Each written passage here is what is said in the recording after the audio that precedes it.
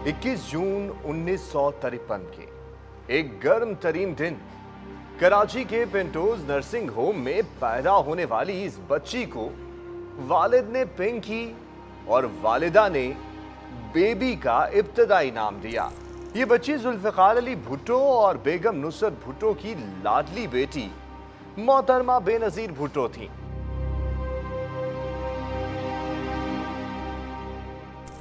जो बाद में पाकिस्तान और आलम इस्लाम की पहली खातून वजीर आजम बनी और दुख्तर मशरिक के लक़ब से भी मशहूर हुई।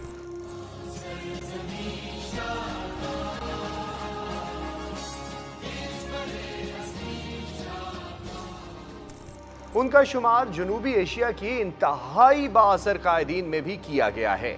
कराची के Convent of Jesus and Mary Grammar School से इब्तदाई तालीम के बाद हार्वर्ड और ऑक्सफोर्ड की अजीम दर्सगाहों से उन्होंने पॉलिटिकल साइंस और बैनुल-अक़वामी कवानीन में आला तालीम हासिल की और फिर पाकिस्तान की सियासत में ऐसा नाम कमाया कि एक दुनिया उनकी मोतरिफ हो गई। बेनजीर भुट्टो एक ऐसा नाम जो अब भी न सिर्फ ताकत के ईवानों में गूंजता है, बल्कि इस नाम ने मौजूदा निजाम को चैलेंज करने के साथ साथ मुस्लिम दुनिया की पहली खातून सरबराह के तौर पर तारीख भी रकम की है। आपने अपनी बहन को बहुत बड़े एजाज से नवाजा है और उसके कंधों पर बहुत भारी जिम्मेदारी डाल दी है। बेनजीर भुट्टो की अरूजो जवाल की कहानी एक सियासी अज़्म, जज्बा और अज़्म हौसले की अक्कासी करती है। भुट्टो खानदान में परवरिश पाने की बदौलत उन्हें कम उम्री में ही पाकिस्तान की पेचीदा सियासी निज़ाम से वाकफियत हासिल हुई।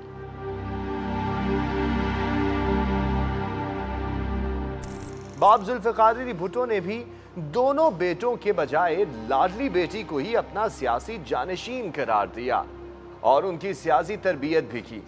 फिर वक्त ने इस फैसले को दुरुस्त भी साबित किया।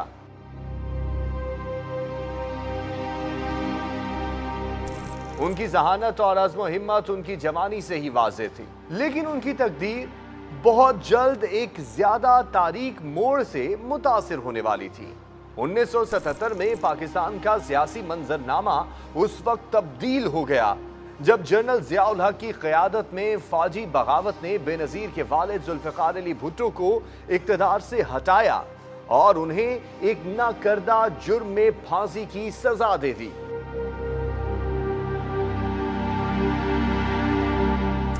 यही वो लम्हा था जिसने बेनज़ीर की तकदीर का भी तय्युन कर दिया और मगरिब में तालीम हासिल करने वाली पिंकी को सियासत की बेरहम दुनिया में धकेल दिया। फौजी आमिर जनरल ज़िया-उल हक की जानिब से बाप को काल कोठरी में डालने के बाद बेनज़ीर ने मां नुसरत भुट्टो के साथ मिलकर एक सियासी जिद्दोजहद की बुनियाद रखी और पाकिस्तान के सियासी उफक पर एक अहम रहनुमा के तौर पर सामने आ गई। फौजी आमिर ज़िया-उल हक को बेनज़ीर की जिद्दोजहद से खौफ आने लगा। माँ बेटी को नजरबंदी और कैदोबंद की सौबतों का शिकार भी किया गया, फिर सालों तक जलावतनी की जिंदगी भी गुजारी। पहले अमेरिका में और फिर लंदन में जलावतनी की जिंदगी गुजारी, लेकिन पाकिस्तान में जमहूरियत के लिए आवाज और अपने वालिद के लिए इंसाफ की ख्वाहिश कभी भी उनके दिल से नहीं निकली। हर गुजरते साल के साथ उनका अपने वालिद की सियासी विरासत को संभालने के लिए अज़्म मजबूत होता गया। 10 अप्रैल 1986 में तवील जलावतनी तर्क करके लाहौर पहुंची तो लाहौर का मंजर ही बदला हुआ था। कई लोगों ने मुझे कहा सियासत छोड़ दो। सियासी तज्जियाकार कहते हैं कि लाहौर का ये मंजर न सिर्फ ज़िया-उल हक बल्कि खुद बेनज़ीर भुट्टो के लिए हैरान कुन था। सड़कों पर लाखों अवाम का एक हुजूम था जो उन्हें ज़िया के फौजी इक़्तिदार के खिलाफ उम्मीद और मुज़ाहमत की अलामत के तौर पर खुशामदीद कह रहा था।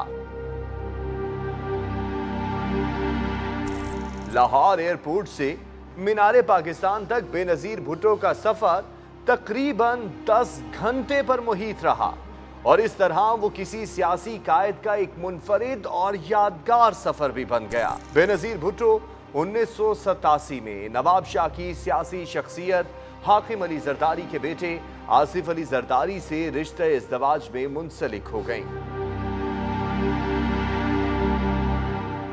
پاکستان واپسی پر بے نظیر بھٹو نے اپنے والد کی سیاسی جماعت پاکستان پیپلز پارٹی کی قیادت باقاعدہ طور پر سنبھال لی۔ بے نظیر بھٹو کی وطن واپسی ایک سیاسی عروج کی ابتدا بھی ثابت ہوئی، جو بالآخر 1988 میں پاکستان کی پہلی خاتون وزیر اعظم کے طور پر انتخاب پر ختم ہوئی۔ میں بے نظیر بھٹو صدق کے دل سے حلف اٹھاتی ہوں کہ میں مسلمان ہوں۔ بے نظیر کا حقیقی دشمن جنرل ضیاء الحق بھی ہوائی جہاز کے ایک پراسرار حادثے کے نتیجے میں دنیا میں نہیں رہا، اور بے نظیر کی راہ سے یہ رکاوٹ بھی ختم ہو چکی تھی۔ 1988 کے عام انتخابات میں پیپلز پارٹی ایک بڑی طاقت کے طور پر ابھری، اور بے نظیر بھٹو 35 سال کی عمر میں پاکستان کی سب سے کم عمر اور پاکستان سمیت مسلم دنیا کی پہلی خاتون وزیر اعظم بن گئیں۔ ایک حوصلہ مند خاتون جس نے مردوں کے زیر اثر معاشرے اور ایک پدر شاہی معاشرتی نظام میں ایک مشکل جد و جہد کا آغاز کیا۔ بے نظیر بھٹو نے اقتدار میں آ کر ملک میں تبدیلی کا وعدہ کیا، اور عوام نے بھی ان کا بھرپور ساتھ دیا۔ خاتون وزیر اعظم کے طور پر انہوں نے سماجی اصلاحات پر توجہ مرکوز کی، خاص طور پر صحت اور تعلیم کے شعبوں کے ساتھ ساتھ خواتین کو بااختیار بنانے میں اہم کردار ادا کیا۔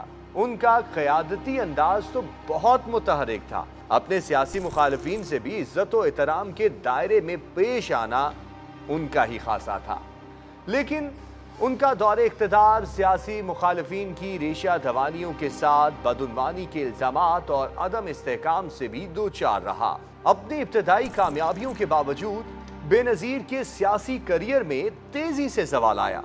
انہیں بدعنوانی کے بڑھتے ہوئے الزامات کا سامنا بھی کرنا پڑا، اور بد انتظامی کے الزامات بھی عائد کیے جاتے رہے۔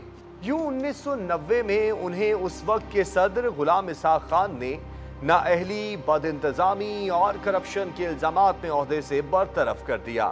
بڑے سیاسی عہدے سے یوں برطرفی گو کہ ایک تلخ دھچکا ثابت ہوئی، لیکن یہ بے نظیر کے سیاسی کریئر کا اختتام نہیں تھا۔ 1993 میں وہ دوبارہ اقتدار میں آئیں، لیکن ان کا دوسرا دور حکومت بھی مختصر ثابت ہوا، کیونکہ ان کی قیادت کو پھر سے چیلنجز کا سامنا تھا اور بدعنوانی کے الزامات عائد کیے گئے۔ ان کے اپنے صدر فاروق لغاری نے 1996 میں حکومت کو برطرف کر دیا۔ 1999 میں مشرف دور میں بے نظیر بھٹو نے ایک بار پھر خود ساختہ جلا وطنی اختیار کر لی۔ بے نظیر نے اپنے سیاسی فہم و فراست سے کام لیتے ہوئے 2006 میں ایک اور اہم ترین کام کیا، اور 90 کی دہائی کے اپنے بدترین سیاسی حریف پاکستان مسلم لیگ کے ساتھ مل کر لندن میں میثاق جمہوریت پر دستخط کیے۔ سال 2007 میں جنرل مشرف کی قیادت میں ملک میں بڑھتی ہوئی بدامنی اور سیاسی عدم استحکام کے درمیان وہ ایک بار پھر اپنی جلا وطنی ترک کر کے وطن واپس پہنچ گئیں۔ اس بار کراچی کی سڑکوں پر عوام کا ایک جمع غفیر تھا جس نے ان کا استقبال کیا۔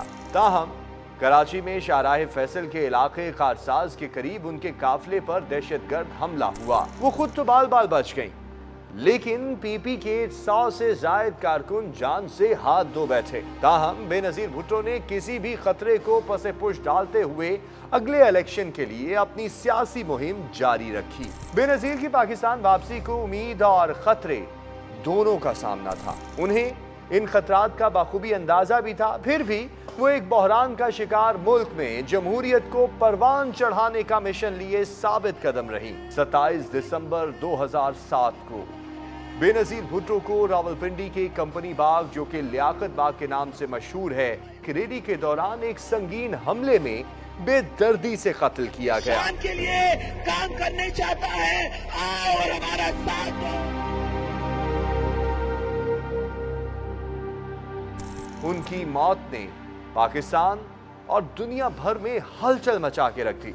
एक रहनुमा जो अपने मुल्क के मुस्तकबिल के लिए लड़ रही थी, वो चली गई और एक ऐसा खला छोड़ गई जो कभी भी पुर नहीं हो सकता था। बेनजीर का कत्ल पाकिस्तान के लिए एक दौर का इख्तिताम तो था, लेकिन उनकी विरासत जिंदा है। वो एक ऐसा मुल्क छोड़ गई हैं जो अब भी सियासी अदम इस्तेहकाम का शिकार है, लेकिन एक ऐसी कौम भी पीछे छोड़ गई हैं जो उनके हौसले और अज़्म से मुतासिर है और अपने मुल्क को सियासी इस्तेहकाम दिलाकर बामे उरूज पर पहुंचाने का अज़्म रखती है। बेनजीर भुट्टो की जिंदगी उम्मीद, अज़्म, हौसले और कुर्बानी की कहानी है।